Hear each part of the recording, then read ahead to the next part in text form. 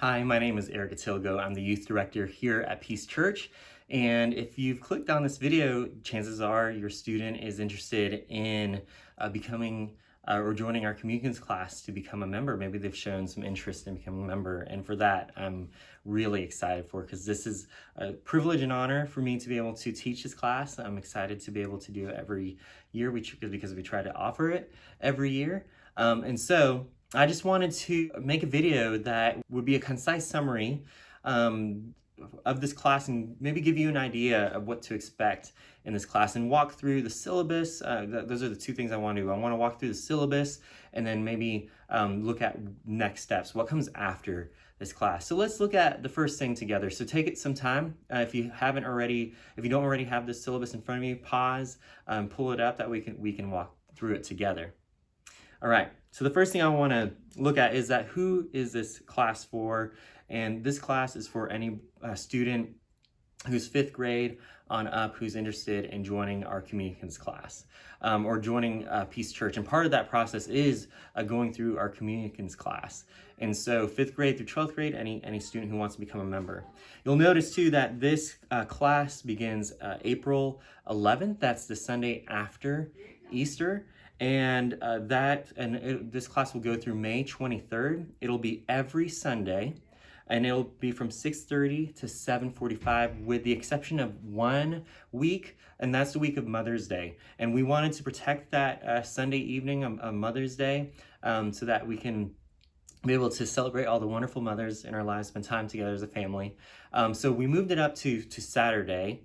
And so that's one exception. So on that Saturday, we'll meet May 8th for that week. You'll notice too that we'll meet 6:30 to 7:45 on Sundays. If you have a student youth group, we meet from 4:30 to 6 here on campus, and that gives us some time to eat some dinner. So I suggest maybe bring your student dinner.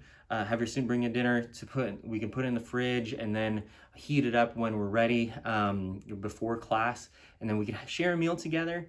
And then we will be meeting in the middle school room upstairs in the education building. And because we're meeting inside, I just want to just ask that each student bring their mask, and then we'll social distance. It's a pretty good sized room, and so we're really confident that these meetings will be safe, and especially as we take these proper precautions as well. So let's move on down to the course description. And this is a class focusing on what it means to be a member of Peace Presbyterian Church, which is a church in the Presbyterian Church in America, which is our denomination. And the goals of this class is, for one, to give certainty to the profession of faith that the student might make, and a solid understanding of the faith that they profess. And so we want to make sure we give them some room to examine their faith, to wrestle with it. And that way, when they come to profess their faith, they can do it with confidence and with joy.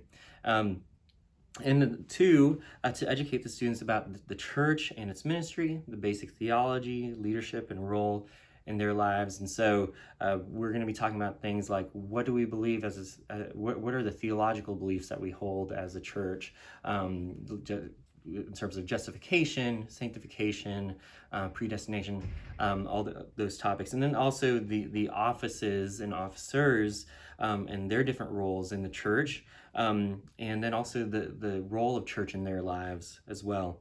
And the third thing is really important. It's to provide an opportunity for parents to interact with their children about these important aspects of life. I think this is the really beautiful thing about this curriculum, is that it provides so many opportunities that maybe you might not have to be in gospel conversation with your students, particularly about really tough and difficult questions that they might be wrestling with. This is a wonderful time to be able to work through that, through these things with them. And I'll get more into that because that's actually part of the class.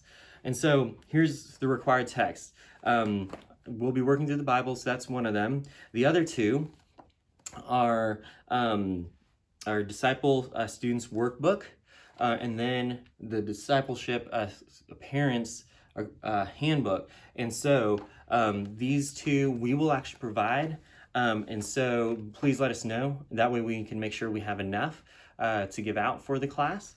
And so, yeah, so these are the two books that we require for this class. And I'll actually get into more a little bit about what we'll be doing with these. So let's get down to nuts and bolts. In terms of reading and participation, students are expected to work through the workbook with their parents. And even though we'll be discussing these topics throughout the week, it's going to be really important that the students have thought through these concepts before we come into class, and that they've discussed them with you as their parents. And so this is why you'll have so many opportunities to wrestle with these questions and to talk about these things with your students. And so it's really important because we only have an hour and 15 minutes each week to get through what we need to get through.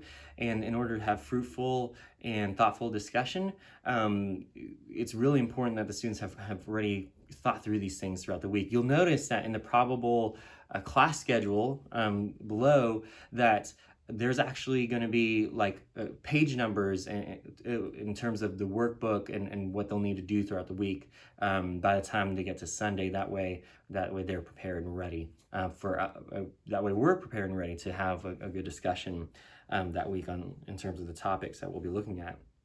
In terms of attendance, we strongly encourage that the students attend every week, but we also understand that there are things that come up. Maybe you've already planned something on one of these Sundays. Just please let us know, reach out to us, and that way we could work out a way for your students to get the information that they need, and maybe we could even meet with them individually to work through these things. That way they're not missing out on too much. I will say this, that the last 4 weeks are really, really important in terms of the things that we'll be discussing, because we'll be getting into what distinguishes our denomination from other denominations, what we believe as Peace Church and church government, just all those things. And so just make sure, please try your best, at least for the last 4 weeks, for your students to be there for that part of the class. In terms of course material, again, we'll be working through these workbooks. Actually, these workbooks are going to be really important. Make sure that your students have these every week with them. Make sure they set reminders. However they need to remember to bring them every week. We can always provide Bibles and writing utensils, but we need them to be able to bring these books every single week, because we're going to be working through these things. And also it'd be good for them to make notes in their workbooks as well as we work through them. So, and again, writing utensil and Bible would be great for them to bring as well. You've probably heard this a lot in terms of electronic devices, but there's no reason for us to be on our phones or to do anything. We're not doing anything on them. So I will tell the students at the beginning of every class to make sure that it's put away in a place that they don't, they're not tempted to look at through class. It's just a good time for us to be unplugged and focused on God's word, and also just the topics that we'll be talking about. And then you'll see here the probable class schedule. You'll see the topics that we'll be discussing each week. And so that's it for the syllabus. I hope that I've addressed any questions that might come with this part as we work through. I hope this part was helpful. The next part I want to dive into is questions or things that come next. What comes next after this class? I get two questions in regards to this, and that is, the first one is, well, does my student need to be baptized to take this class or to become a member of Peace Church?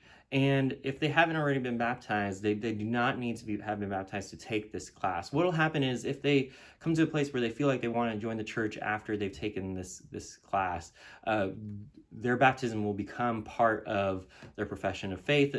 Those things will be put together, and them joining the church. So that's not at all an issue. The second question that we usually get as well is my student required to join the church after they've taken this class? And the answer to that question is no, they're not required to join the church after they've taken this class. there's a lot of things that we'll be covering, and we certainly don't want to rush them into anything that they're not comfortable with, or don't feel ready to do yet. And so again, we want to make sure that they feel confident, and that they're going to profess their faith with joy and confidence. So just want to make sure that if we'll be drinking from the fire hose sometimes, it feels like. And so there's going to be a lot for them to process through and work through. And so they might need a couple of weeks for that. And so on the flip side, if your student is ready, they feel good about it, great. We'll start working on what to do next. Which brings me to my next point. In the last class, we will actually, I'll send these home. These are church membership applications, and as you'll see, it lays it out here, what to expect. And so I'll just quickly go over those because just to give you an idea. These church membership applications, there's a paper copy, there's also a way to do it online as well. But I just want to give that out to give you an idea of what, the questions that they're going to be asked.